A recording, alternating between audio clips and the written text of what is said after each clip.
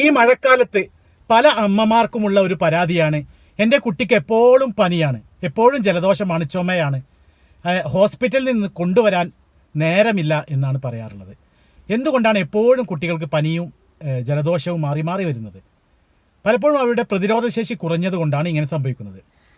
പ്രതിരോധശേഷി ഇമ്പ്രൂവ് ചെയ്യാനായിട്ട് നമ്മൾ ചെയ്യേണ്ട കാര്യങ്ങളാണ്. ഒന്നാമതായി, നല്ല നിറമുള്ള ഫ്രൂട്ട്സ്, പഴങ്ങൾ നൽകുക.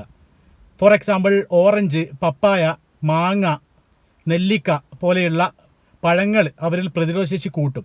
അത് വിറ്റാമിൻ സി കൂടാനും അതുപോലെ വിറ്റാമിൻ എ കൂടാനും അതുവഴി പ്രതിരോധശേഷി കൂടാനും സഹായിക്കുന്നതാണ്. 2, കുട്ടികൾക്ക് പ്രോട്ടീൻ ഉള്ള ഭക്ഷണങ്ങൾ നൽകുക. ഫോർ എക്സാമ്പിൾ കടല, ചെറുപയർ, പരിപ്പ്, അതുപോലെ മുട്ട, പാല്.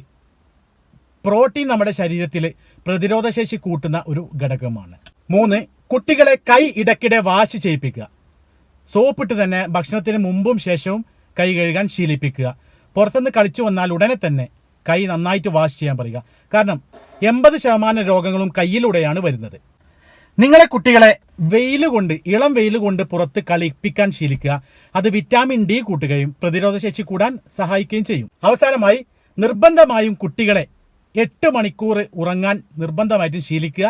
അതും നിങ്ങളുടെ കുട്ടികളുടെ പ്രതിരോധശേഷി കൂട്ടാൻ ഹെൽപ്പ് ചെയ്യുന്നതാണ്.